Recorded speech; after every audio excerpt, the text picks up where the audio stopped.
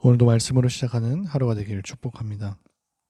12절의 말씀을 보면은 이렇게 얘기합니다. 어떤 길은 사람이 보기에 바르나 필경은 사망의 길이니라. 눈에 보이는 게 이제 다가 아니라는 거죠. 눈으로 보고 판단하는 거에는 이제 한계가 있다는 것을 얘기합니다. 또 여기서만 이런 얘기를 한 것이 아니라요. 지금 제가 한 얘기들을 쭉 한번 들어보시면 좋을 것 같아요. 10절에도 이렇게 얘기합니다. 마음의 고통은 자기가 알고 마음의 즐거움은 타인이 참여하지 못하느니라.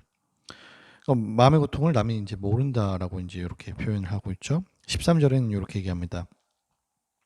웃을 때에도 마음의 슬픔이 있고 즐거움의 끝에도 근심이 있느니라.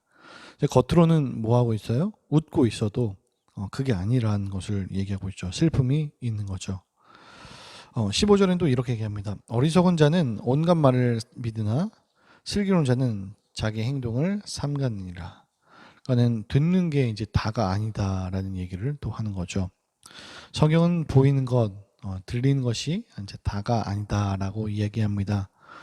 그러니까 지금 보이는 게 다가 아니고 뭐 마음에 있는 것들 남들도 잘 모를 수 있고 웃고 있어도 그게 다가 아니고 듣는 것도 다가 아니고 이런 표현을 쭉 지금 하고 있어요. 지혜가 무엇일까요? 지혜는 여호와를 이제 경외하는 거죠. 특별히 지식으로만 끝내는 것이 아니라 삶으로 살아내는 것을 말하는 것이 성경에서 말하는 지혜일 것입니다.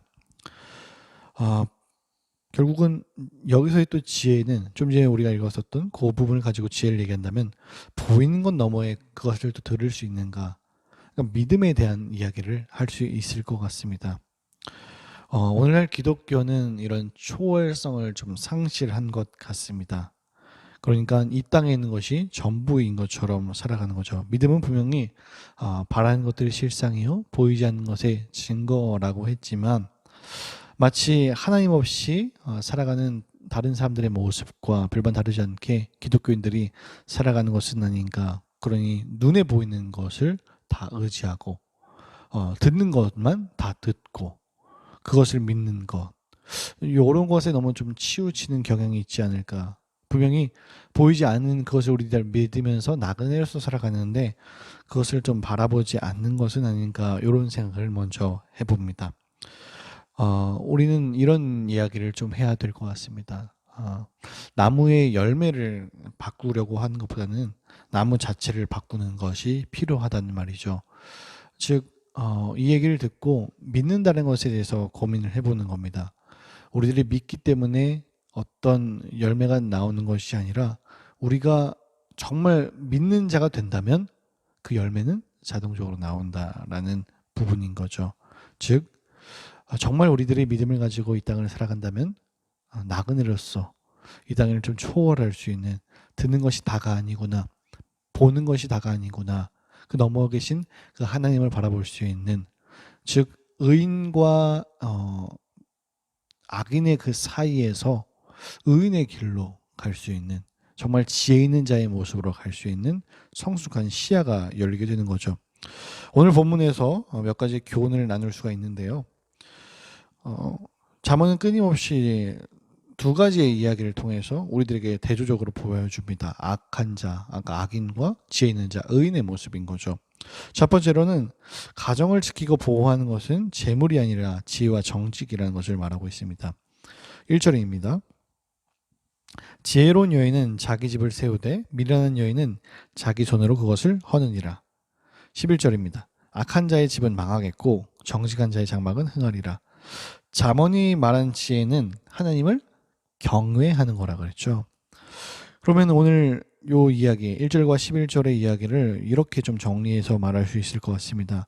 하나님을 경외하는 마음과 정직한 삶은 가정을 일으키는 지혜지만, 가문을 일으키는 지혜지만, 악한 삶은 지구반을 망하게 하는 어리석음이 될 수 있겠다, 이렇게 말할 수 있을 것 같습니다.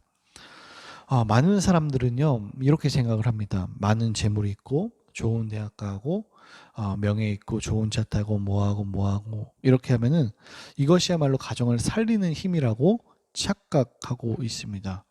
현실은 그렇게 얘기한다고 하지만 실질적으로 우리들이 믿음의 눈을 들고 봤을 때, 여러분 돈과 학벌을 가지고 아름다운 가문을 만들 수 있나요?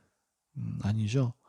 그것은 그저 껍데기에 지나지 않습니다. 그것은 그냥 수단에 불과한 거죠. 좋은 대학 가는 거 좋습니다. 많은 돈을 버는 거 나쁘지 않아요. 근데 그것을 가지고 뭘 하려고 하는 그 마음이 문제가 되는 거죠. 진정한 아름다움은 여호와를 경외하는 것입니다. 그것이야말로 가정을 살리는 건강한 가정을 만드는 지름길인 거죠. 오늘 본문의 표현을 따르면 이런 겁니다. 불의한 이득보다 정직한 손해를 선택해야 한다. 이것이 하나님 나라의 질서이고 정의와 공의라는 사실을 우리가 기억해야겠습니다. 두 번째로는 이제 죄에 민감한 부분을 우리들이 볼 수 있는데요.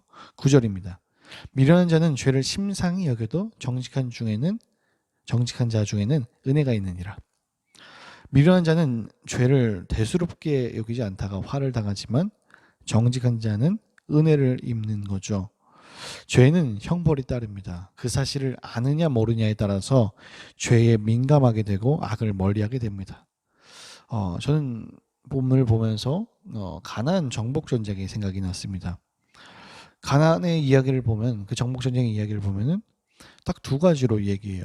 그것을 여호와화하든지 하나님 나라를 선포하든지 제사장 나라로 만들든지 아니면 그것을 그 이스라엘 백성들이 그들과 똑같이 가나안화가 되는지에 대한 이야기죠. 즉 거룩과 비거룩에 대해서 얘기하는 겁니다. 그 죄에 대해서 민감하게 반응하냐 반응하지 않느냐에 대해서 얘기하는 거죠. 이스라엘 백성들이 죄에 대해서 민감하게 반응을 하면 하나님을 경외하면서 살아갈 것입니다. 그리고 그들은 가난화가 되지 않겠죠. 하지만 결과는 우리들도 알다시피 그들은 가난보다 더 악한 백성이 되었다는 것을 우리들이 볼 수 있죠. 우리들에게 주어진 하루를 살아가면서 해야 할 것이 바로 이것입니다. 여호와를 경외하고 내가 가는 모든 것을 하나님 나라로 여호와화하면서 죄를 멀리하고 하나님 보시기에 부끄럽지 않게 하루를 살아가는 것이 우리들에게 필요할 것입니다. 그래서 이 땅을 우리들이 살아갈 때에 나그네로서 또 초월성을 가지고 믿음, 보이는 것 너머에 있는, 즉 어떤 눈에 보이는 재물, 눈에 보이는 어떤 환경들, 상황을 통해서 이것이 더 우리 가정을 살릴 거야. 그러니까 돈이 많은 학벌이 좋은 것이 나를 살릴 거야라고 말하지만 정말 우리 기독교 신앙은 그것을 넘어서서 하나님의 뜻하시는 그 지혜야말로 우리 가정을 살리는 진정한 지름길이 될 것이고, 그리고 정말 불의하지 않게 하루하루를 살아가는 것, 죄에 민감하게 반응하고 하나님의 뜻이 무엇인지를 살피면서 우리에게 주셨던 그 십자가의 사랑이 무엇인지를 전하면서 살아가는 것, 이것이야말로 하나님 나라를 바라보는 길이야라고 생각한다면 우리는 이 하루를 조금 더 멋지게 살아갈 수 있을 것입니다. 내가 가는 어디든지 하나님을 두려워하고 겸손한 자세로 하루를 살아가는 것, 성경에서 말하는 지혜로운 자의 모습이죠. 이 땅이 전부가 아니라는 사실을 기억하시면서 건강한 가정, 건강한 가문, 그리고 아름다운 교회, 우리가 성전임을 자각하면서 주님을 바라보는 복된 하루가 되었으면 좋겠습니다. 기도하겠습니다. 살아계신 아버지 고맙습니다. 오늘도 우리들에게 이 하루를 주신 주님, 말씀으로 살아갈 수 있는 힘을 허락하여 주시옵소서. 정직한 자의 모습처럼, 의인의 모습처럼 살아가게 도와주시고 하나님을 경외한 자의 모습으로 살게 하여 주시옵소서. 이 땅의 것이 전부가 아님을 자각하며 하나님 나라의 멋짐, 그 믿음을 가지고 살아갈 수 있는 우리들이 다 될 수 있게 인도하옵소서. 새벽보다 많은 기도의 제목과 생각을 가지고 나온 주님의 백성들 위로하시고 하나님의 뜻이 무엇인지 살필 수 있는 성숙한 자녀가 되게 하옵소서. 감사합니다. 예수님의 이름으로 기도합니다. 아멘.